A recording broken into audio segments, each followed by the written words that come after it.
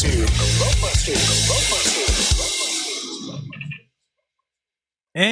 reality of the world with which we're presented. It's as simple as that. There we go. And welcome everybody to GLOBEBUSTERS. We are on to season number, believe it or not, 9 still. And episode number 7, After the Rush. It is the 25th of June. We are live. We've got myself here. We've got Good Times for All. Zachary's a ball in the house. Zach, ¿cómo estás? Mucho bien. All right, muy bien, muy bien. ¿Y tú? ¿Y tú? Oh, so good, so good. A little bit tired. We were up late last night with the VIP bash, and then I had to get up early this morning. So been kind of busy, but not a lot of sleep. But we're here. We're excited to be here. We've got also Austin Whitsitt in the house. Whitsitt gets it. Whitsitt. What up? What up, fam? What's the good word? You know, just excited to be chilling with the GLOBEBUSTERS fam. You know, just living life. It's good. It's like Amelia gets back in town soon, so that's exciting. You still have, oh, your wife and daughter aren't back. Is she feeling better? Yeah, she's A1 today. Oh, good. Good. Hello, everybody in the chat. I see Melodome in the house. Melodome, awesome job with your presentation yesterday. And you did a good job, too, with your 15 minutes, what you had. Thank you for that. What did you think of Josh? He's funny. He's funny. A little vulgar, but I mean, it seems all comedians are. So. Yeah, a little much, but it was all right. I thought it was good. He was funny. He's naturally funny because you just bring up a different subject. He got a joke ready. Yeah, he's ready to go. But no, I think it was great. Sure was the final punchline of the Hitler joke. That was pretty good. Who did you enjoy? What was one of your favorite presentations? I don't know. That's tough. Kai asked me the same thing. I don't even know how to answer that. I think Dr. Bear is the legend. Yeah, me too. I would say that one was big. Jay Dreamers. I mean, him and Jake the Improbable Dreamer both. I would have rather had 2 hours, to be honest with you. So they were just really good, high level information. And what do you think? I mean, the main topic that I thought came up a lot more than I thought it would, is this idea of a reset. What's your thought there? I haven't heard you talk about it much.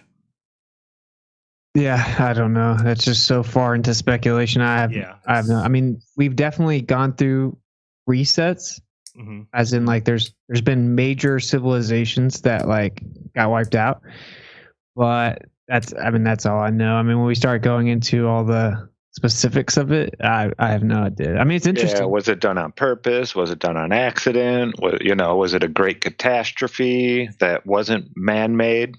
I mean, there's so many possibilities. Yeah, they were going with more like the natural cyclical resets. It's definitely interesting. I don't know. I know. But you also know, Jeran, of course. I think we're the same. We're not doom and gloom. I've seen that happen too many times, and I've even fallen for it. Right, where somebody says some end date or and I kind of look into it and kind of get behind it, or not get behind it, but just kind of start to believe it, and then the date comes and goes. So I don't really do that anymore. I thought Nibiru was coming, man, back in 2012. Right. Yeah, don't say that out loud. No, hey, I mean, that's all part of the journey. I was one of those gullible people that bought into all that. It was all space. I wasn't really into space. Right. And that's what really got me into NASA then, was looking into that and then going and looking at all their satellites, right, that they have up there, of course, doing all this crazy stuff. Yeah, every day I was looking at this stuff. Yeah, it was bad. I remember the one, was it 2017, where they were saying that there was I think it's like Revelation 13, I want to say, where it's talking about there's a dragon and he's got the moon under his feet and the sun, right? And the woman's giving birth. You remember that one? Yeah. I kind of definitely bought into that, because I've read the things that said, it's 7,000 years since this happens, but you really look it up and it happens all the time. So it's not 7,000 years. But I mean, that's what they were saying. Like, it only happens in the sky once every 7,000 years. And clearly what Revelation is talking about is the sky. I mean, well, it's hard to even say that, right? Or did they name the sky after the Revelation? No, I guess it would be the other way around. It seems to be that they're describing something in the sky. You know what I'm talking about, Austin? The Revelation 13, dragon, the whole thing. Yeah, I mean, what is in the sky though, right? So, I mean, I don't know if there's sentience in the sky that we see as lights. Taking like the scriptural approach, it appears to me that even the people that are like, okay, yeah, Revelation's gonna happen, blah blah. It's like a while from now. So I don't. All these people are like, it's gonna happen in 2028, and no, it's. Have you heard not. that? That's the latest date now. I've heard that one. Now it's 2028. I've heard that. I've actually heard. It's every year up to 2030.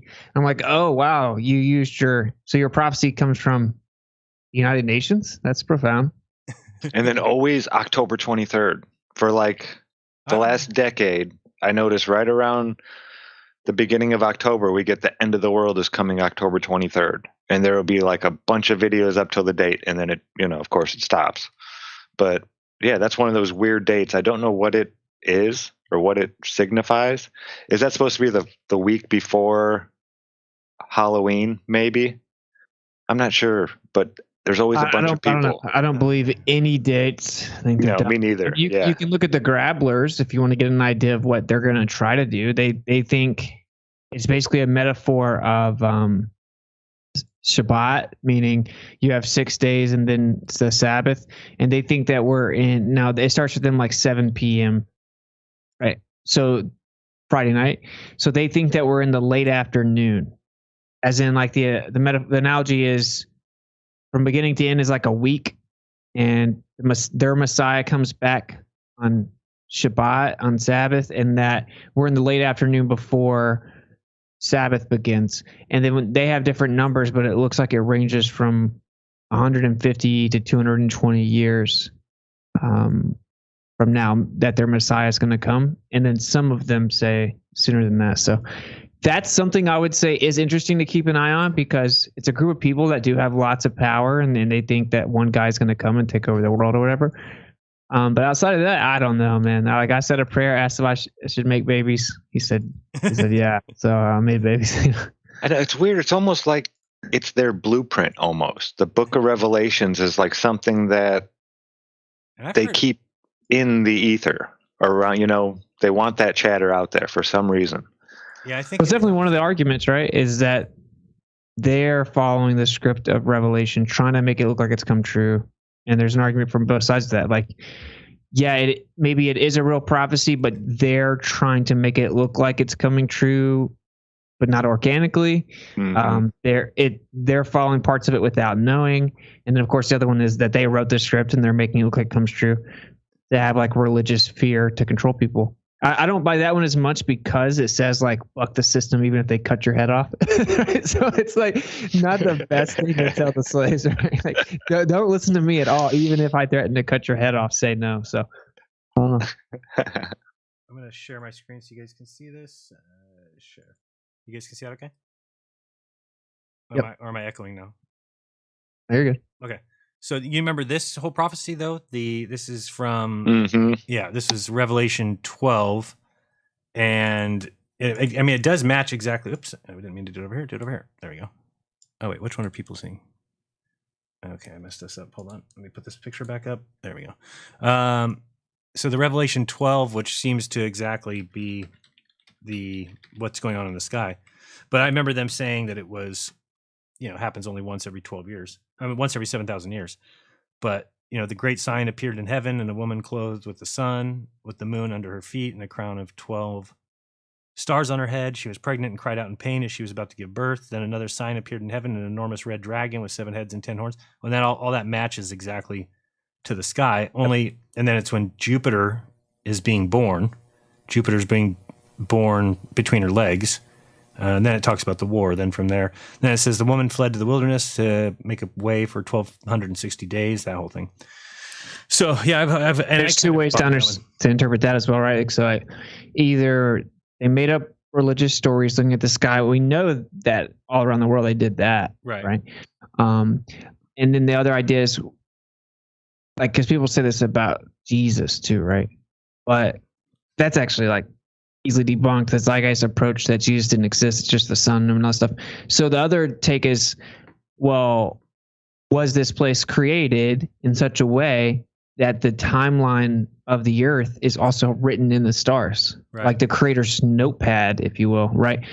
Well, I think that's definitely possible. And is there sentience in the sky? And they told us that it was like mundane, rocks and gas, but maybe it's not. So I don't know. The one thing that always is maybe caught me a little bit is the idea of the 7,000 years, because that seems to tie in well with biblical prophecy, seems to tie in well with that number 7. There's 7 days of creation, right? All the 7s that go on the 7 chakras, the 7 colors of the rainbow, the 7 musical notes, everything is 7. And 7 days of the week, you name it. So if that's the case, and then they talk about the 7,000 years, and if you look at the Hebrew calendar, we're at 6975 or something, aren't we? I think we are right up to close to 7,000 years. Or maybe it's 6,000. Yeah, I mean, there's different interpretations of the years too. Well, but I'm talking about just based off the Hebrew calendar. The Hebrew calendar, I think it might be 6,000 years, but what the whole point is... You mean based on the genealogies, right? Like you mean... what you mean? Let me see if I put because like to get back to when does the calendar start? Or I mean, you'd have to look at the genealogies listed in the Bible. Oh, it says Hebrew year is 5783. Sorry, I was off. I thought it was. Yeah, like according to the Grabulas, we have like 150 years. But what did you say the number was? According to this, it says according to tradition, the Hebrew calendar started at the time of creation, placed 3761 BC.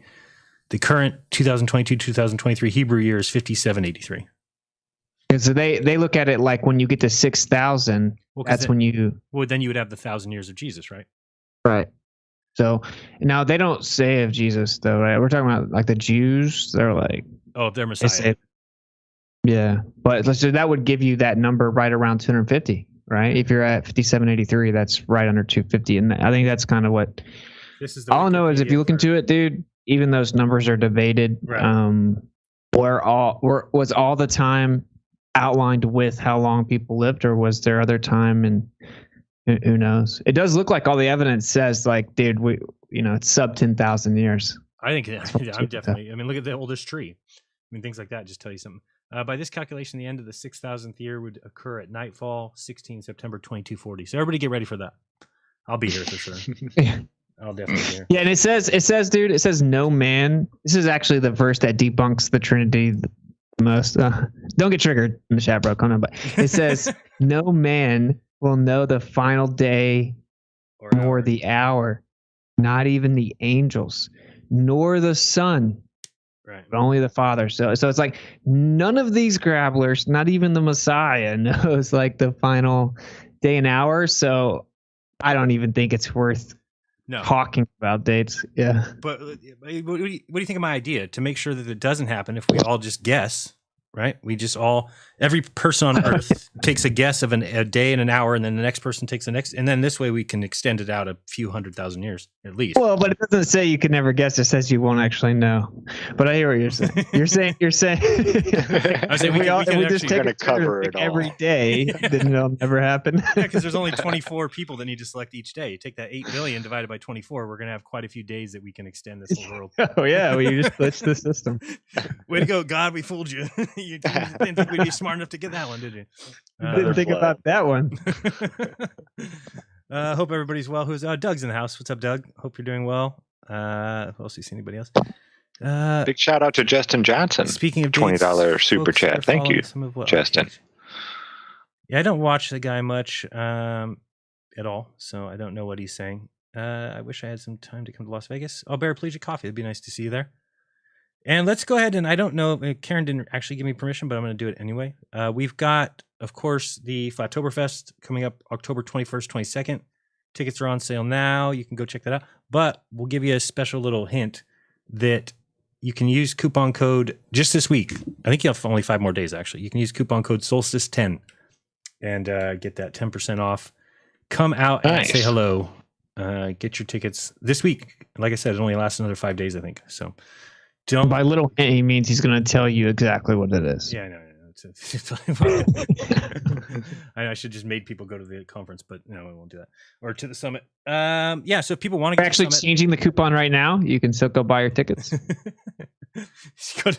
Yeah, it's not going to be very long though. You can still get the ticket. Go to trueearther.com and you can still purchase it. I don't know. Did we decide how long we're going to do that for? I don't remember if it's a month.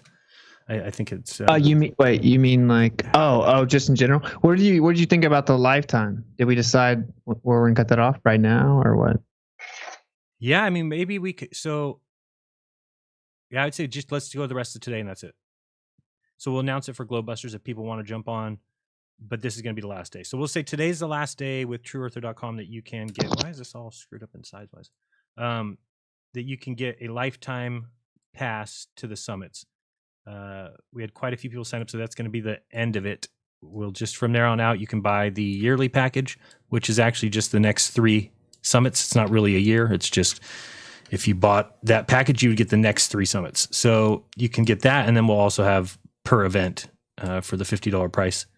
Or you're asking how long we'll sell the so how long? ticket? Well, because remember we made a mini pass, right? Which we can get rid of, but let me see. We can go to pricing.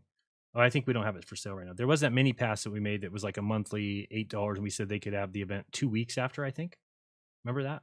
We'll have to talk about it after. I don't know. What yeah, because we also talked about like, well, now if you buy a ticket to the summit, you get the previous ones. Yeah, and I think that's good. I think that's good. Let's keep doing that. That's 3 months. You got to wait 3 months to do that, though. So why? I think that's good. I think if you want to buy one ticket and get the rest of them, you're going to be 3 months behind. So what if they bought it? Let's say they bought it today.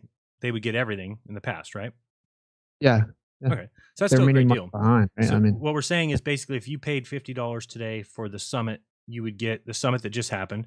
And then also you would get everything in the past, meaning you get Equinox, you get Mount Meru, and that will go forward forever. So basically if you ever get one event, you'll get everything that we've done in the past.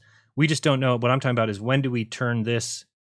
Are we going to make this a different price, or I forgot what we said. No, it's gonna be yeah. I mean, at one point we can, I guess we have to talk about it. I think I should just let it breathe for a second. Yeah, no, I think it was we made it like $25 or something, but it was like a month later for the last one for Equinox. So we'll probably do that again. So anyway, you can get it still at the full price now. You can get both days, all the events. You still get the coupon books, the coupon bags. So yeah, so the price is just regular today. If you're still interested.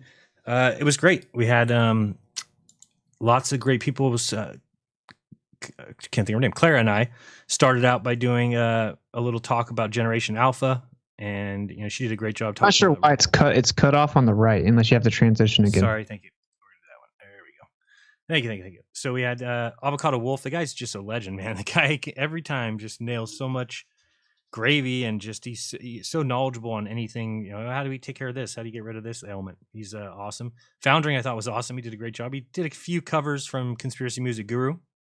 Did a couple originals.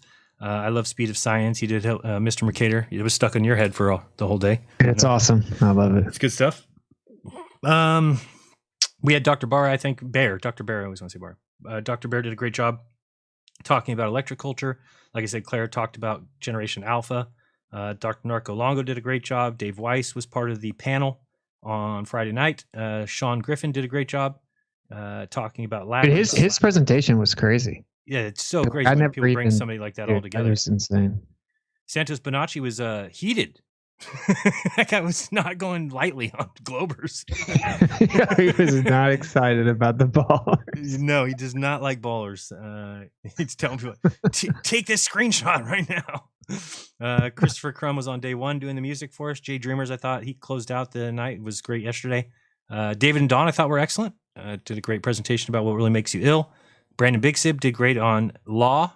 And we had Jake the Improbable Dreamer, who showed some picture I've never seen before. I've got to go back and watch it again. And he's got a Instagram that I think is really epic. Caleb and Derek did kind of a high level best of. I thought it was really good. Ira Landucci did awesome as always. Austin Thompson nailed it. So it was a good event. Hopefully you guys enjoyed it if you went. Would you say that the NASA faithful have Stockholm Syndrome at this point, GLOBEBUSTERS? Yeah. It's much more than that. I mean, it clearly is a religion, and it's more and more showing up that way. And the more you look, the more you find all these guys are basically religious parishioners of that. And it's funny because it's the religion, the only religion that pretends like all its beliefs are facts, right? Like at least other religions say like, oh no, this is faith, right? At least they'll say, yeah, that. I believe that. Right. I believe it. Aaron Ra will just I was listening to him and Jesse Lee Peterson recently, and he gets on there and he's like, so what do you believe? And he's like, I don't have any beliefs. Everything I believe is fact based. But it's like, well, how far are the stars? Oh, they're at the 25 trillion miles. It's like, yeah, okay. How do you not realize that that's faith? You have faith in that. You cannot just think that we can measure things in the sky with a tape measure to 25 trillion miles. Yeah, I think I'm supposed to debate him in person. Where at? Really? Yeah, the debate-a-thon that Modern Day Debate does. They have like an in-person thing. Isn't that down in Texas? Well, there's one in Texas in the fall, and then there's one in New York City in winter. I don't know which one, but I think tentatively I may be debating that dude in person. I want to cover something real quick, just because a religion or a cult. Well, it's definitely a cult. Well, I mean, yeah, I mean, you can't. Tomato, tomato, dude. Yeah, it's excommunication if you go against the narrative. I mean, you don't have your own beliefs; they simply repeat the beliefs that have been given to them. It's pretty crazy to think about, because these guys will laugh at us and they will call us dumb, not for anything they've ever discovered, not for anything they've ever uncovered, simply because they were told how something works. So then, because you don't repeat the same mantra, well, you're the idiot. You're an idiot. You don't believe what I was told and believe. I don't know why they are like that, but I'm sure you guys noticed the same. Is Matt talking about evolution on It's Always Sunny in Philadelphia? Yeah. Oh, yeah. There's the weak find contentment in the consensus. Yeah, I've heard you say it many times. You know, just a heads up to everyone, we are going to finish the show off over at Rockfin. Yes, and thank you for telling it would probably be ideal that you don't give 30% to the grabblers at YouTube. Rather, help support the free speech platform Rockfin. So I see a couple super chats. What's up, Legends? Keep crushing. Thank you, Rhino. But it would be ideal if you guys would. Yeah, if you want to tip on Rockfin. Yeah, just so we're not giving 30% to the beast. I don't know if people heard. I mean, I did a video, or I was on my video. It was hilarious that Brenda felt like telling me that there is no hump because you have no facts, you have no evidence, you have no measurements, and I didn't understand that. I'm like, measurements of the flat Earth? What do you want? 0. That's my measurement. There is no curve. What do you want me to measure for you? And she finally goes on and on about, and I said, well, let me give you a measurement. What about the mirror flashing? 24 miles, and given the thing. And I said, how are we seeing over the hump? She goes, there's no hump. There's no hump. And I just kept laughing hilariously and then I started thinking about it more and more. I even was talking to Rose about it last night, and I'll just draw this for people so they can see, because this is, the way the globe works, right? So you've got this part of a circle here. Oops, let me move this over so I can see myself. There we go. All right, so you've got any segment of a circle or a sphere. If you draw a straight line between two people, so you've got, let's say, water in between us, and we've got a person here and a person. Let me move this down so you can see a little bit. Yeah, there. Okay. So you got a person here and a person here. So if you draw a straight line between them, then there's something called the sagitta, which is this line here, right? It's the height of this. So this is what's absurd. And I think we could, if you tell somebody this, maybe they'll wake them up. So think of something that's 24 miles across. That's the Monterey Bay. That's also, what is the lake called? Is it Lake Pontchartrain? Or is that just the bridge name? Okay. So Lake Pontchartrain, also 24 miles across. So in a 24-mile distance, there's 95 feet of sagitta. Okay. So really talk to somebody about that, because I've seen people show the Superdome across the water from one side to the other. Now tell them, hey, if you're standing on the shore over on the New Orleans side or whatever, and I'm on the other shore, if we pulled a rope as tight as possible, let's just pretend it's a thought experiment. If we pulled a rope, that it would have to cut through and leave 95 feet of water. And if you want to see what 95 feet is, I think I've shown it before. 95 feet is the height of the Redeemer statue. Okay, is the let me see, is Redeemer. Brenda Sanders says that Brenda's probably denying that there's a hump because she never gets humped. Could be correct. I'm not going to say anything about that. But the Redeemer statue is 95 feet. So if somebody realized that, like, it's absurd to me to know. I've been, the Monterey Bay. I basically grew up there. It's insane that the thought would be that between, I mean, look at this picture here, that between the two shores of the Monterey Bay, talking about Monterey and Santa Cruz, that there is a 95-foot hump of water. It's absurd. There's just no possible way. And I think if you told somebody who lives in that Louisiana area and say, hey, if you're on the other side of there and I'm on this side and we pulled a rope between us and we tightened it as tight as possible, how much water would be underneath there if there's a ball? There's no way they would say this 95 feet. That is huge. That is, it's just insane. That's why it didn't take me long. When you taught me that, Jeran, the This Is a Mirage video you did, right? Like way at the beginning, I didn't believe you. I had to go do the math myself. I was like, there's no way that's how much it is supposed to bend. And I've gotten a few people on that, even here, just talking to, regular people, not people that are looking into the, people you meet out in life. It's like, how much do you think the Earth curves in 10 miles? I always ask them. Right. They're like, a couple inches. And the drop is way more, right? The drop across 24 miles would be much more. Oh, yeah. Yeah, because it's 66 feet at just 10 miles. So 24 times 8 divided by 12 would be 384 feet, which is ridiculous. I mean, the thought of that to me is just insane. But 384 is kind of something that maybe people can't understand. Oh, it's 384 feet of drop. But I think that the Sagitta is something that is pretty I like that. There's no hump. There is a hump. And then somebody asked me, what are you saying, that it goes above their feet? It's all zero elevation. It's like, no, I understand how elevation works. Yes, this person is at zero elevation. This person's zero elevation. And everywhere along this line is, according to the globe, zero elevation. But it doesn't change the fact that if two people are standing across a shore of water and they drew a straight line between them, which anybody should know what that means. I mean, if you're standing on one side of Monterey Bay, somebody's on the other side, you just draw a straight line between them. And according to the globe, it has to cut through the water and leave this Sagitta, which is basically a chord of this. This is a chord, but this Sagitta, 95 feet. That's ridiculous to think about, that it's that much of a hump of water that you would have to pull that string through. So I think if you just explain that to people, they would understand there's just no freaking way. There's just no way. And refraction doesn't answer it to me. They're going to always try that, but it doesn't work for me. So I would love to hear some other distances. I mean, as it gets further and further. And the reason I bring up that one is because of the mirror flash. I'm going to try and do that in October. If you're interested in helping that out, you can message me on Telegram, t.me/Jeranism. We already got 3 of us ready to do it. I'm going to be, and we're going to do what you said, Austin. We're going to take my infrared converted P900, and then we're going to have right next to me a non-converted P900. So we'll be able to show both those. Explain why that's important, or what we can learn from that as far as refraction and infrared.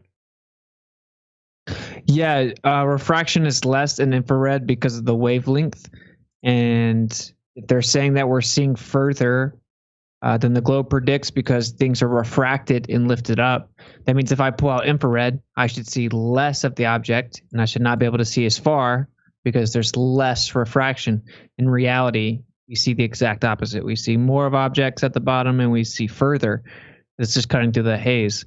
So if you pull out infrared and you can see more of the object and you can see further, it debunks the claim that we're seeing further than the globe predicts because of refraction. Yeah, I don't know if my idea with the red and blue light would work at 24 miles. That's a pretty long distance. But do you remember the guy who did it out on the frozen lake, and he had all the different colors? Yeah, Grotto 1, right? Yeah. That was a great video. Well, I want to see if I can get him to do that, but with just a red and a blue one at the exact same distance. And because they're at the opposite ends of the wavelength, the red and the blue, they should refract at different amounts. That'll be your most. Oh, okay. So one should be higher than the other if refraction is actually affecting your shot. Yeah. Yeah, dude, I was saying like one of the easiest ways to probably debunk the refraction claim also is to have like a laser that's closer to the ultraviolet end of the spectrum, and then have a laser that's closer to the infrared end of the spectrum. Yeah. The exact same height, like on a frozen lake or something, and then just start pulling the lasers back at the same time. And you should see the ultraviolet one longer than the infrared one if it's refraction. Well, what's going to actually happen is the blue one's going to go away first. The infrared's going to be seen further, I think. So if it doesn't do that, if it doesn't disappear in the order of infrared first, it debunks that you're seeing those lasers because of refraction. Absolutely. Yes, I mean, that's a great one. All I have. If you take away refraction, it is completely over, right? Like that's literally all they have. People think it makes sense. If you show that it definitively isn't correct without all the specifics, it's just, no, that's not what's happening. Think about what they have left. If they can't say refraction, what do they have? Gravity. Literally. Like if gravity's making us see further next, I'm like, whatever. Oh, you're quitting. Enough. I mean, people who have All right. ever been here, if you stand here at the, this is about Moss Landing, very easily, you can just spin your head. You can look over here and see Pacific Grove. Oops, I zoomed out. There you go. You can look over and see Pacific Grove, and you just spin your head like this, and you would then see Santa Cruz. So if you tell somebody who lives here at the Monterey Bay, hey, by the way, if we pulled a rope between these two people, what would happen? They would say, oh, it would sit on top of the water. No. Actually, you would have a mound as high as the Redeemer statue that is between you two, and there's a mound of water between these two people. It's insane. It's insane. So Yeah, they wouldn't believe you. no, they wouldn't believe They me. don't. And they Whenever I tell anybody the curve, that's how why much it Brenda- curves, none of them believe me. It's that's like why- I tell everybody, go look it up. That's why Brenda got upset, because she's like, there's no hump between two people. I'm like, okay, I understand that it's all at zero elevation, but it doesn't change the fact that we can pull strings or pull straight lines between two people on the Earth, and on a globe that requires that straight line to go through the sphere. That's what has to I happen. mean, is reality denial really like a shock coming from Brenda though? I mean, I guess not. No, I guess I should be. blatant reality denial. I will say, what does this whole no measurements of flat Earth mean? What does that even mean? All measurements in the entire world I know. are of a flat Earth. Like, She wants even to know, from she the wants to know globe facts. She wants to know paradigm. evidence. I want to know numbers. Give me the measurements. I'm like, the measurements is zero. all measurements ever though, like the way that we measure distances to make maps is literally flat Earth measurements. Plane survey ignores any notion of a curvature and measures the Earth as if it were flat. Yeah. You have the vertical that's perpendicular to the plane of the Earth, and then you measure out in straight line segments. So that is exactly how you would measure a flat Earth. We do this. It's the only way it works. This is how we get all our maps. So what this whole like you have no measurements of flat Earth is mind-blowingly stupid. It doesn't even make sense. That's literally the only way that we measure. I want to know if Brenda Right? has That's an a answer fact. for the whale communication. She must have the answer for that. I'm guessing. Yeah, that's why I think my show's so funny, because I go ahead and give them their answer, and they have to watch my show and learn their belief. That's why it's called Skull and Globers. You know what I'm saying? If their belief- like, if their I'm belief like, is the let's get channel. out in front of this. This is what you believe. Just say, And when you were walking or traveling around, not walking, but traveling the country, that was one of the most telling things I noticed was none of them, nobody like me 8 years ago. I didn't know I could have answered the, how many times does the Earth rotate, stuff like that. I mean, it's scary that people weren't getting that one, but like the circumference, I couldn't have told you that 8 years ago, just not out on the street off the top of my head. people that weren't even knowing the distance to the sun, they've all heard the 8 minutes thing. Mm-hmm. 8 light minutes, Right. and none of them even knew the distance to the dude. I started asking, how long did I did it tell take? you, Austin, when I was in San Francisco, I was on the street asking people for the distance to the sun. I saw these two guys. Hey, can I ask you how distance to the sun? They're like, looked at each other, said 1 AU. I was like, oh, okay. Most people don't even get that. So I was like, that's correct. I was like, what about in miles? They're like, I don't know. I said, what about the moon? They're like, I don't know. I'm like, all right, what do you guys do for a living? We're astrophysicists. What? Swear to God, I have the Wow. video. I gotta find it. I got the video still. That happened right before COVID. Yeah. 1 AU. Wow, dude, They didn't that's even know crazy. the Yeah, difference. that's the other one you get. You get 1 AU or 8 light minutes, and you get that for about 5% of people. You get 93 million for about 1%, and then 95% you get 100 million.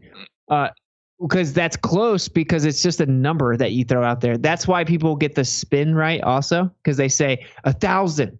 They just say a number that's like rounded and Right. even, but like none of them actually know anything about it. When I asked them, how long does it take the Earth to go around the sun? Dude, they couldn't get that one. Like, how many days or how long does it take the Earth to go around the sun? Yeah. How did they not get that?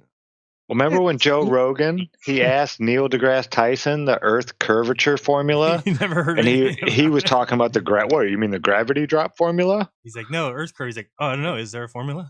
He had no idea. He had no clue at all. Bro. So, and Crazy. again, one of the reasons. Oh, maybe I was gonna bring ahead. up something we can't talk about here. We'll talk about it in Rockman. Oh yeah, we're gonna go over there right now. Yeah, and the reason for the, as far as the mirror flash is simply, again, you're seeing over that hump. There's no way you can have. Think of the Redeemer statue. You've got to have one person on one side of it, one person on the other side, and somehow you're able to see a mirror reflection. No way. So anyway, I'm planning on doing that beginning of October. If you guys want to help out, you're in that area around the Monterey Bay. We are going to need people at the mirror side and people at the camera side, and I think we'll probably get there around noon, and then see what we can see, and hopefully that gives me something to present at Flattoberfest. So looking forward to that. Well, thank you, Jeran. I know you've done this multiple times. I've watched you do it live. Well, let me say this too. That here's one of the great things is that I do recognize, because I've seen it at Salton Sea. Austin was saying he saw it when he went and looked at. Where were you at, Okeechobee, or Austin? When you said it was, you're trying to look over 20 miles and it was everywhere. Okay. I mean, yeah. I don't even remember because we did it so many places. That was just like somewhere in Florida we pulled over because I was looking at the maps and I saw this long stretch of a parallel straight body of water, but that is tough. So this up here is here's the great thing is remember that it's 95 feet, right? So you can have somebody who's up pretty high. So this right here is 25 feet high at Pacific Coast. So right here is this. You can park here. You can set up your camera here. There's a drop here. Let me see. Oh, let me go over this way a little bit.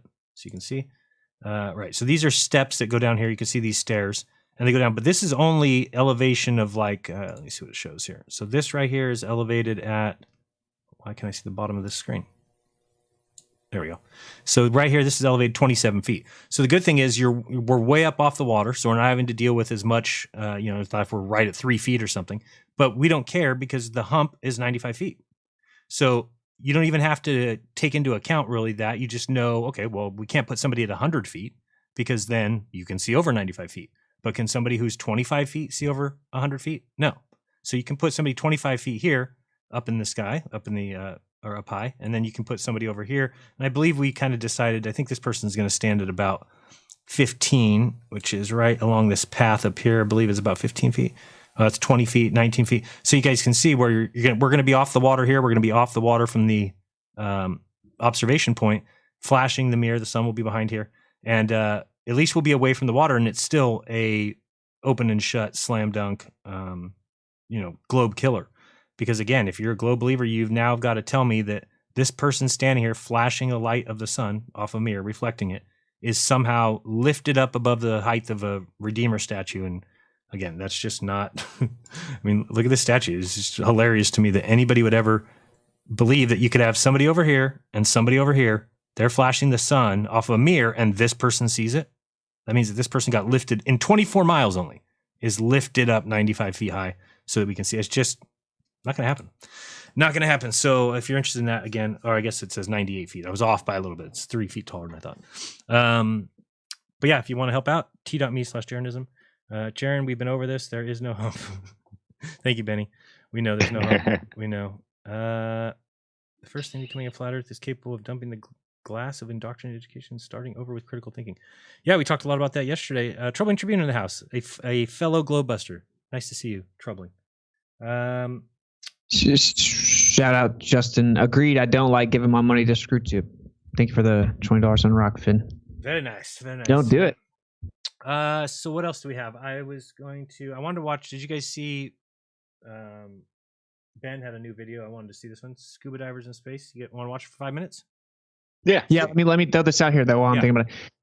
Everyone that has some complaints about Rockfin, whether that be how the chat works, whatever it is, any complaints from your experience watching content on Rockfin, anything that you think that they can improve, send it to Jeran or I in Telegram. Go to, maybe eventually we should make like a chat for that or something, but you can message me at Witsit or you can message him at Jeranism, right? Like, so just message us on Telegram with a list of your complaints that Rockfin needs to work on. Okay, go.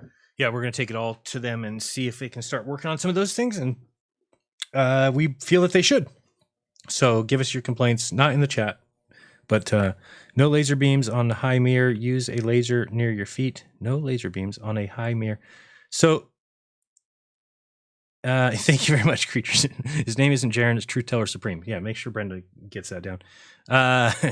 Yeah, I think that the mirror flash is better than lasers just because we've seen lasers. We know what those do, but the one argument from the globe perspective that I kind of understand is that how do we know we're seeing the actual origin of the laser and not where it would pass the so-called hump, right? So do I still have that drawing up or did I close it? I think I closed it.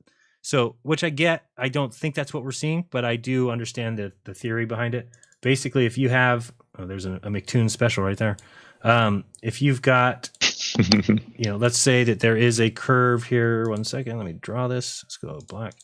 So let's just say we've got a sphere, and let's go with blue and ellipse. Okay. So if you have this here, and let's say there's two people on either side. Let me move this where people can see it. Oh, you can see it good there. So if you've got this, and then we were to have a laser, right? So if you had somebody shooting a laser, and they shoot it tangent to this, so there goes your laser light like that. And this is, again, on a globe, so I understand their argument. And then you have somebody here who's observing, and you have this person shooting a laser. Well, when this person shows the laser, they're like, look, I can see the laser. Well, how do we know that what they're seeing is not this? Right? Because a laser is a coherent beam that stays coherent the whole way. Well, a mirror flash is not that. When if you have a mirror and it reflects the sun, it reflects like this. What you have to actually see is the sun in the mirror. You don't see these beams flying off of it because they go in every direction. Whereas a laser just goes once. So you cannot tell me that, oh, well, we have a mirror here, Jeran, and what the mirror is doing is sending a beam of light off here. And when you see the reflection, you're seeing it here. That's not possible. And the way I know that is because you can go out and test it for yourself. Go outside. As soon as you get in the way of that mirror, and I've talked about it a million times, you have a garbage can here and you have a mirror behind it. As soon as that mirror is occulted, this person over here cannot see it. And that's why I give people a homework assignment. Go look. As soon as, if this mirror is right above that garbage can, you can see the sun because it's reflecting off the mirror. Start lowering it as soon as it's, this guy's line of sight. As soon as it's blocked, you lose everything. You don't see little glints appearing. You don't see a beam flying out here. No, but if I had a laser, and I was putting here and I shined it off this way, this person would see the laser as it crossed the top of the garbage can, right?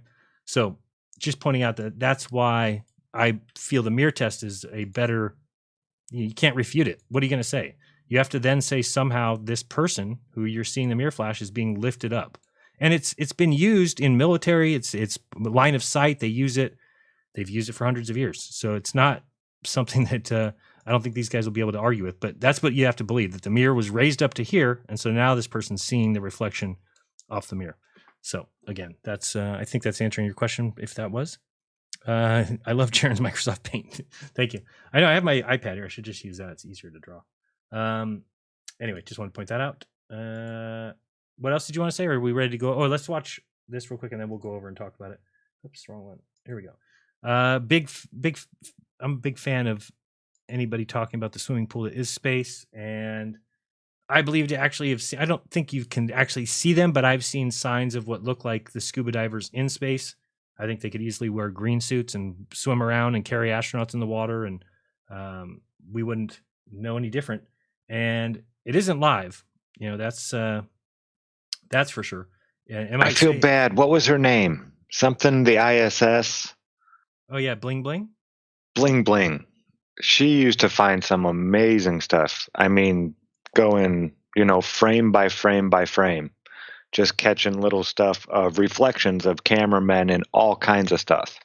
Yeah, I don't even know if her channel she still has her channel up. And whoever the loser is out there, there's got to be a group of losers that actually goes in and cleans up all these footage before it's released. You guys are going to hell. I'm just want to tell you that. All right, here we go. Let's watch Taboo's latest Scuba Divers in Space. Hello, everyone. I want to share a video with you today that I hadn't seen before. It's hilarious and just constitutes more clear evidence that outer space is faked in large swimming pools. No one ever went to the moon, and no one is in space right now. I'm sure you remember this clip where you can see a scuba diver in black in the reflection on the cosmonaut's helmet visor. That one's a classic, but even with this evidence, the trolls still defend this nonsense. I've shared this video several times, but you can see water debris that moves with the cosmonaut's hand. Any professional diver can tell you that is exactly what happens in water, and this most certainly shouldn't happen in space. There are hundreds of examples where you can see bubbles in space. Here are some bubbles that are visible from inside the ISS. Here's a clip from the NASA's Neutral Buoyancy Lab. The Neutral Buoyancy Lab is where they have a full-sized ISS in a giant swimming pool. The Neutral Buoyancy Lab is the largest swimming pool in North America. It contains a full-size replica of the space station. I do find it interesting that NASA thought it important to build a mock ISS in a swimming pool where they could fake space, but never actually thought it prudent to fully assemble the real ISS in a warehouse where it could undergo extensive engineering testing before subjecting astronauts to the imaginary dangers of space. As more proof of fakery, in this video from the Neutral Buoyancy Lab. Yeah, I've pointed this out many times. This is hugely important, that there is absolutely no reason that you would ever need to have green screen technology when doing spacewalk training in a pool. There's just zero reason for it. And they've never addressed it, have they? No, because they can. I mean, what are they going to say? Oh, we like to. It doesn't even make sense. It's the only reason you would do that is if you actually are replacing, water, or you're faking it. Let's see what he's going to say. You can see a green screen behind the full-sized replica of the ISS in a swimming pool where they are obviously faking space. There is no other purpose for the green screen. If you're claiming the green screen is only used for training, then show us these admitted fake videos of space filmed from the Neutral Buoyancy Lab. But the video I want to really share today comes from this space-loving channel. I spent a couple of wasted hours trying to find the original NASA video. I could not find the original NASA video anywhere, and I hope one of you can maybe find it. Unfortunately, it does seem that NASA is purging these blunders from the internet as NASA gets better. And they're also charging you. My FOIA request ended up costing me $1,800. Well, not me. I mean, we had a bunch of people donate towards it. $1,800 and like 8 months till we got back the footage that we were looking for. And then all we got was blank footage because they said, oh, the cameras don't really show the Russian spacewalks that well. Because clearly what I saw was I know what happened is that they did some golfing promo, right? So they had an astronaut come out on the port walk and he hit with a golf club a ball that went nowhere. And I saw him drop the golf club, and yet it went away from him. Then something carried it back to him. So I'm like, okay, he dropped the golf club, and then a diver took the. So I was like, I'm gonna watch that further. Well, I couldn't find any, like he's talking about. I couldn't find any of the original footage. So then I requested it, and then they're like, oh, we have to go look for it. It's gonna cost $1,800. And after all these problems, finally I got it back, and it's just a bunch of empty footage. Didn't I send it all to you, Austin? I think you asked me for it, and I sent you all of it. It's just a bunch of empty footage. It's ridiculous. Yeah, you did. Auditnasa.com. There you go. Not making mistakes. Regardless, this video is originally from NASA and was certainly filmed from inside NASA's Johnson Space Mission Control Center. This alleged spacewalk was Russian EVA-22 conducted on June 5th, 2009. What's important is just the first few seconds of the video. Here's the clip unedited. Open the hook. Oh, I remember this. You just have to grip the base of the hook and press. This was an official alleged NASA spacewalk. I'll watch the video camera inside. This is supposed to be in space. But let's get back to the NASA blunder. Here's the clip again, and you want to be paying attention to the top left television monitor. Open the hook. Yes. You just have... Here I have slowed it down. I'm going to actually zoom in here if I can with this. See if we can get this bigger.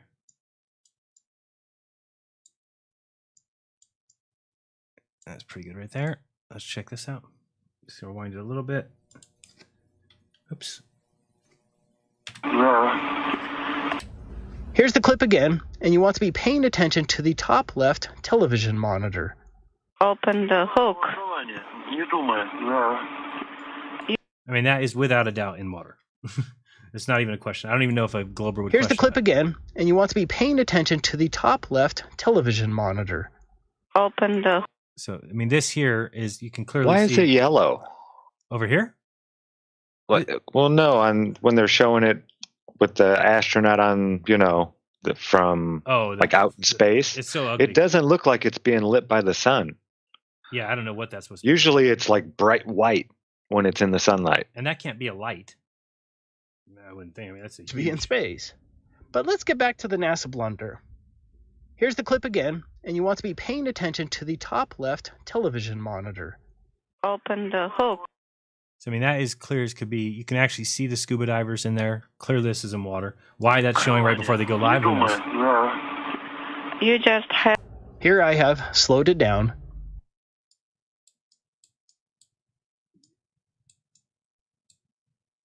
Yikes. And here it is zoomed in.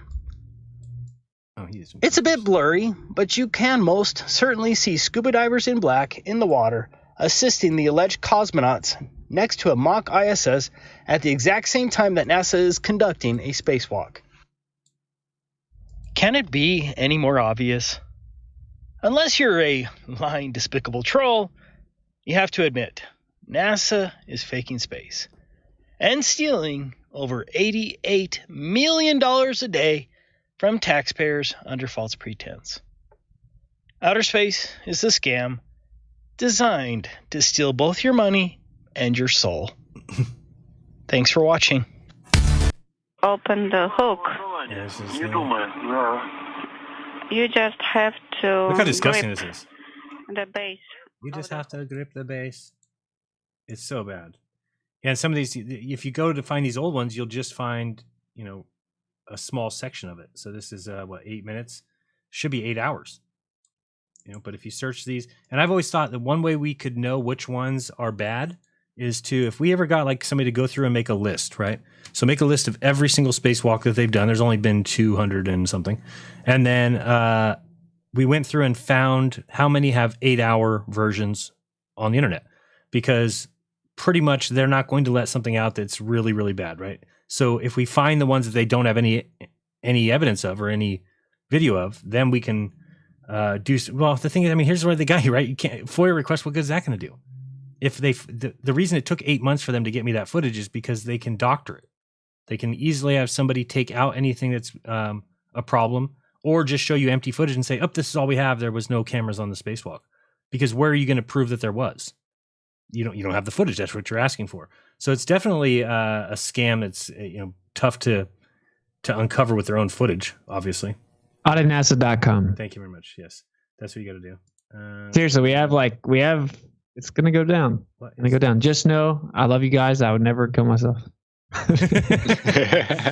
Somebody screen capture that, please, and don't forget what we got here. Okay, continue only Zenith. That's correct. Look how terrible this is. What is going on here? And you can stop motion. Okay, motion So, stop. Austin, I haven't had a chance to talk to you, but I want to ask you this. So, why is it, and I don't know whether my belief is truly that this is, let me explain better. Why is it that every one of these footages from the spacewalks are using GoPro lenses? So, if you're faking it, if the whole thing is fake, wouldn't you just use flat, you're going to have a fake ball or a fake screen that's showing a ball. So you would just use a regular camera so that people wouldn't say you're using a fisheye. Why, if you're faking it, would you also use the fisheye? That's what I don't get. Like the Earth, clearly this Earth is fisheye footage. You can see the whole thing. Oh, it's because you can get more. Wait.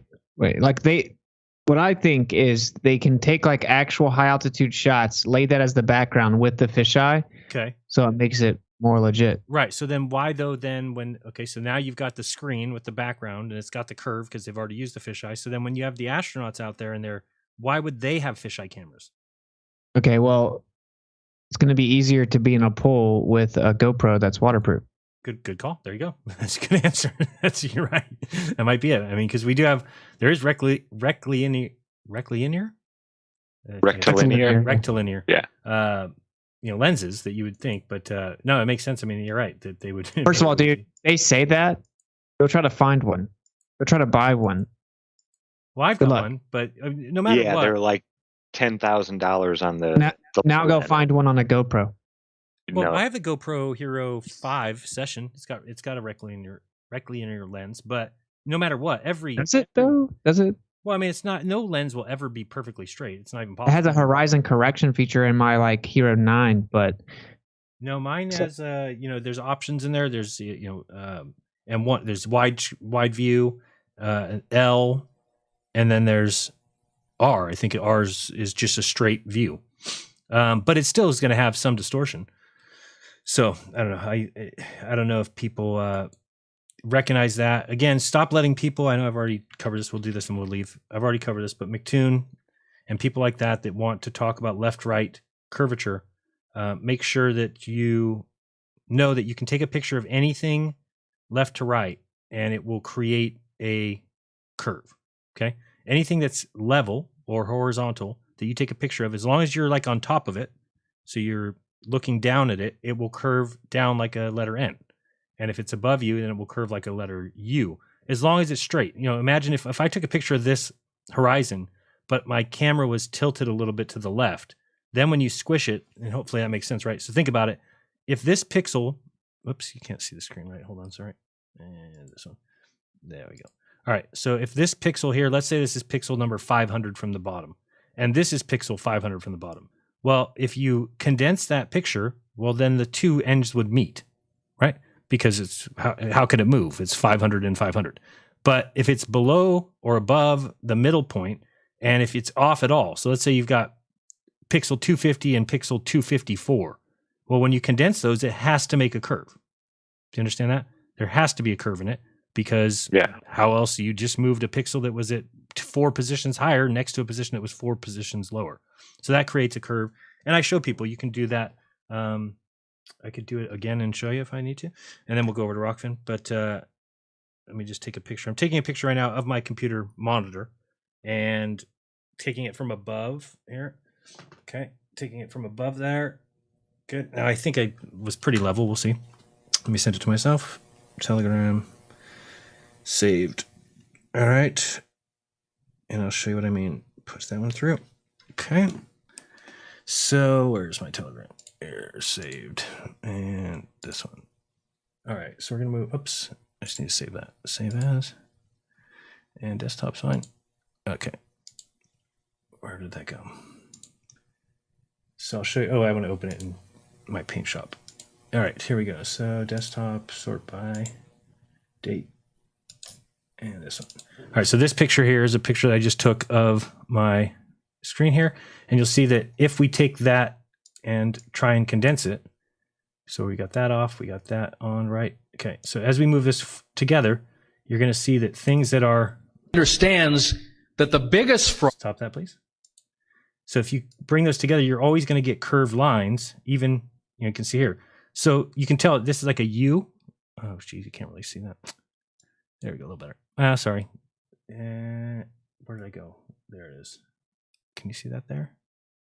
I don't want to go too far. Yeah, it's just good enough. So you can see that there's curved lines. So you can look up here, this light is curved this way. Now what that tells me is that I wasn't level with my camera, obviously, because this pixel was higher than this lower pixel, but you'll see that it creates a U. You'll see up here, because I was lower than that, this creates a curve this way, right? So this is what these guys are doing, is they're taking images of horizons and then saying, oh, it's curved. And believe me, if they got a curve like this, then they wouldn't show you. They're just showing you when it curves the way that they want it to. But all it means is that you had some sort of, because every camera has distortion. Your eyes have distortion. Think about if you're looking out at the ocean. If we were standing here looking out at the ocean from this top of this rock, we would see that to our right and left, the ocean was pulled back. That's how your eyes work. It's you can't just have a straight line going out as far as, and it never comes towards you. You see, it takes a little practice, but if you can learn to look out of the corner of your eyes, like be staring off straight, but still kind of glance over there. It works best if you get the corner of a wall and a ceiling and you look right at the middle of it, but you stare like at the middle of the wall. And then with your eyes, you kind of look, it'll curve. That line just right there and that short 10-foot wall, 15-foot wall will curve. It's your eyes. It's your eyes. And same thing with cameras, right? A camera is just basically a copy of your eyes. I wanted to see what happens if we do take this one that he had here and pull it together. All right, so let's see what he's got. So they're taking this and they're saying that this is a curved line, right? See this curve here? Now, all that tells you is that here's a curve here, here's a curve here. Look at this curve down here, right? So, I mean, this right here should have told him, look at this curve. So again, this is why these guys are dishonest. How could you be claiming that this is evidence of a curved horizon, but you know that this line isn't curved? This is your table. So how is it then that if you condense it, like I'm sure, actually I want to see something. On his webpage, doesn't he show this close-up shot? Hold on, how do I get out of here? Oh, here. So then he shows the, right. So you'll notice something about this picture. What is missing? What I just showed you. The table, it curves. So how could he say, oh, the Earth is curved? Because when we do this, we get a curve inside. Let me move it over here. He's saying we see a curve here. So therefore the Earth's curved. But did he not tell you about this? That the table's also curved? That this thing? Oh, he forgot to show you that part. He forgot. He just didn't scroll down enough. I mean, come on, look at the curve here. So these things are like clearly dishonest people. That's called being deceitful. It is. It's just deceitful. I mean, and then he like took a screenshot like this, right? So he's doing that, and then he's actually putting it on his website and saying, "Oh, this is legit." I mean, this is what he's showing you. He's showing you that little piece. Move it over here, and saying, "Look, the Earth's curved. We did a test. Look at this is straight across, so this is curved," and it's just not true. And again, I don't know why people would try and be so deceitful. You should take it down, this whole page. The same thing, he's got another one that's exactly the same over here. If you go to left, right, curvature of the horizon 2. And I've done this one too. I showed people that, you know, you can take an image like this. He's like, I mean, can't you just look at that right away? I think I already have it. Look at that. So can't you just look at this right away and tell that that's off? I could. I looked at it and said, I don't. He's like, oh, well, this is how the right one's definitely higher than the left one. Right? Anybody can see that. And if you go, I mean, yeah. So again, and then you can just, I went like this and took the sort by date. What? Where was that picture? Oh, this one. Yeah. So if we take this one, move it up here. All right. So just so you guys can see a little bit there. So, I mean, yeah, you could just take any kind of line in any kind of paint shop. And if we take it right to, let's say we go right on top of this brown, right? So we're right there. Let's take off the dash. And then the way you can maintain, well, actually, it's, the easiest way is to make it a box, because a box definitely has, hello, delete. All right. So if I make it a square, instead we know the square has a straight line on the top, right? So if we go like this and we take this down to 1 pixel, let's make the outside pink, the inside blank. Okay. So now we're looking, this top of this box is sitting right on top of that brown, right? So now we can just take this all the way out and we'll zoom out. Okay. Take this all the way over here. And now we know that that line is straight. It's part of a box, and look what happens. So I mean, right just, away, look how just a little. It's like 7. Right? What is that? 15 pixels. Oh wait, we're just going to here. Sorry, this is 1, 2, 3, 4, 5, 6, 7, like 8 pixels off. So again, this is not evidence of anything. Your control bar is off, and again, this to show up on your web page. Like I would never make a web page to describe, oh, this is proof. This is. And look at, this is.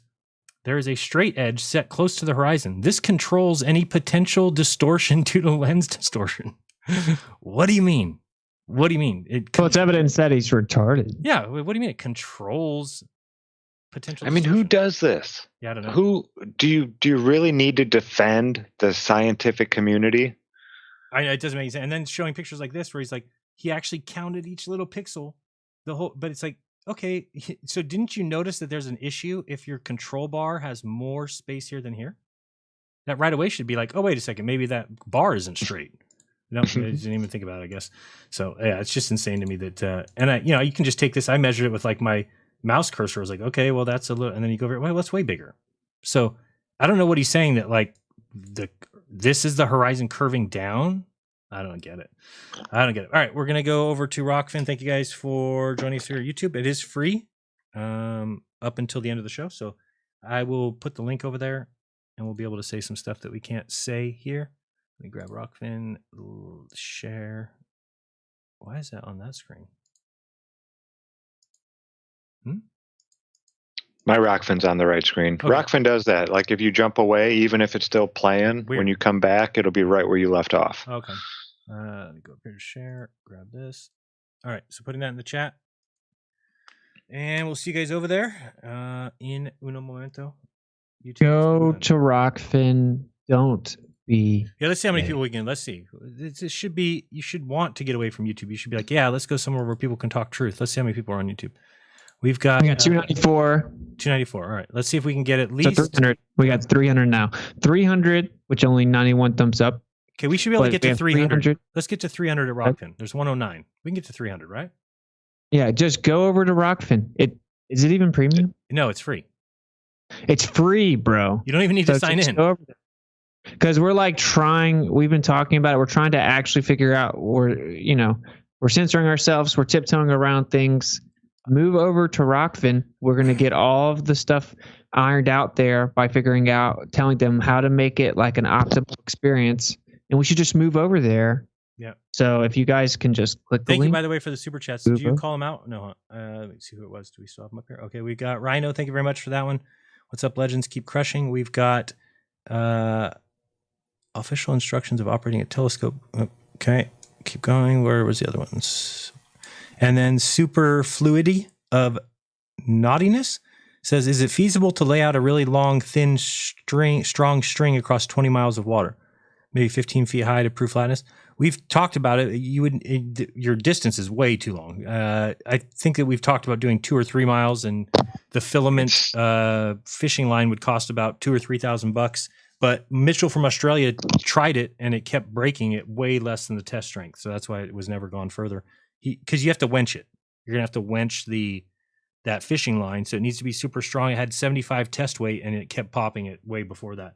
So no one's actually done an official. Because technically it'd be a great experiment. Even I believe at 4 miles, there's a 10-foot Sagitta. Anybody know that? Let me look real quick. Metabunk curve.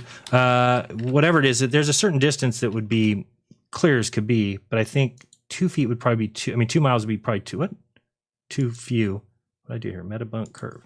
Let me see real quick just so I can answer your question. But yeah, there's no string that you're going to have that's 20 miles long. Earth curve horizon. So we've got at the distance of, let's do 3 miles, and then viewer height in feet would be 0 because we're just doing the string. And your Sagitta is, I got to go advanced.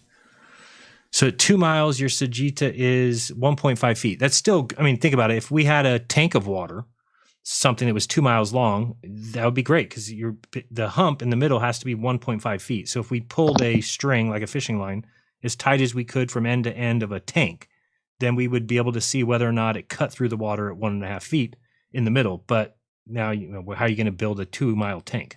Isn't there one dumb experiment that measures the gravitational waves? What is LIGO? Yeah, let's go. Isn't that like 2 miles long?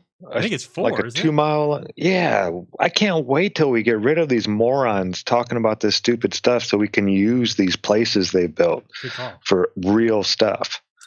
The Sagitta at 4 miles is 2.67 feet. I mean, think of how big that is. That's huge, right? It's up to your thighs basically from the ground. So you would clearly be able to see that. But we need to get, number one, a fishing line that is that long, and then it needs to be on a wench, basically tied off on one end and wenched on the other.